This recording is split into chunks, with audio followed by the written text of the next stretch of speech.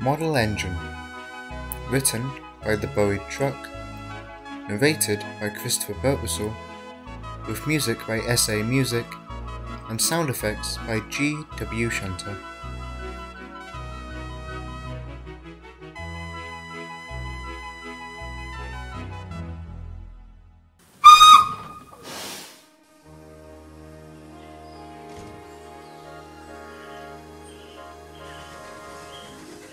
The city of Truro had arrived at the Railway Society.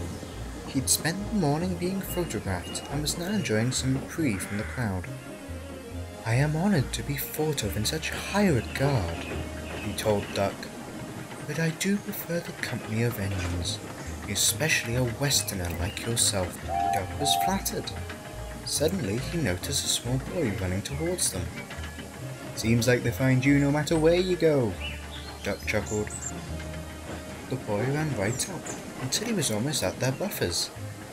"Hello, Mr. City of Truro, sir. I can't believe it's really you." In his hand, the boy held a small model replica of the famous engine. "My word," smiled Truro. "That's quite an impressive model, young man. Did you build it yourself?" "Yes," cried the boy. "With a little help from my dad.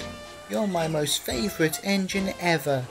Just then, a man came running over to the boy's side. "Stuart, what have I told you about running off? You have to be careful in a rail yard." "I'm sorry, Dad.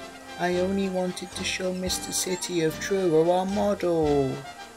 The man looked up, having not noticed Truro at first, and beamed.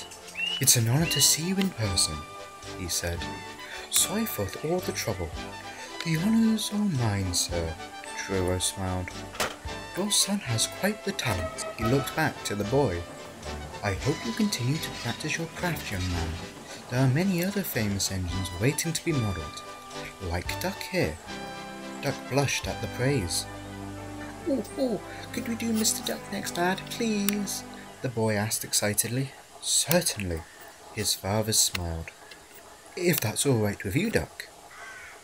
"I'd be delighted," Duck replied. With that, the boy and his father said their goodbyes and walked back to the station. "You know," said Truro wistfully, "enthusiasts are well and good. It is the young rail fans that truly make these tours worthwhile." Henry was resting in a siding nearby.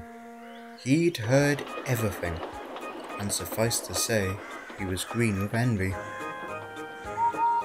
"What's Duck ever done to deserve such attention?" he fumed. "If any engine on this railway deserves a model, surely it's me." "Come now, Henry," said Edward. "You've had books written about you. That's more than most engines can say for themselves."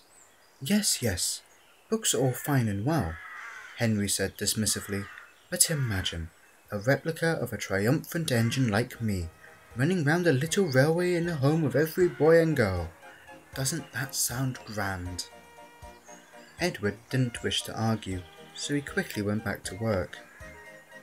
Soon Henry's crew arrived to ready him for his next train.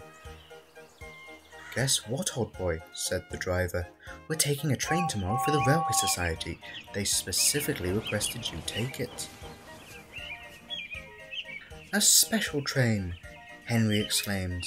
"Just what I need. I'll show those rail fans who really deserves a model." Henry was excited for the rest of the day. He bragged endlessly about his special train and the model replicas. He was still boasting when the day's work was done. "Good gracious," sighed Duck to Truro. "I'm sorry you had to witness this.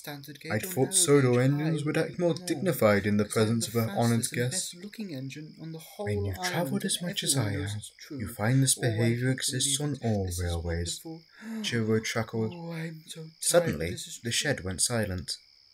Henry had talked himself to sleep.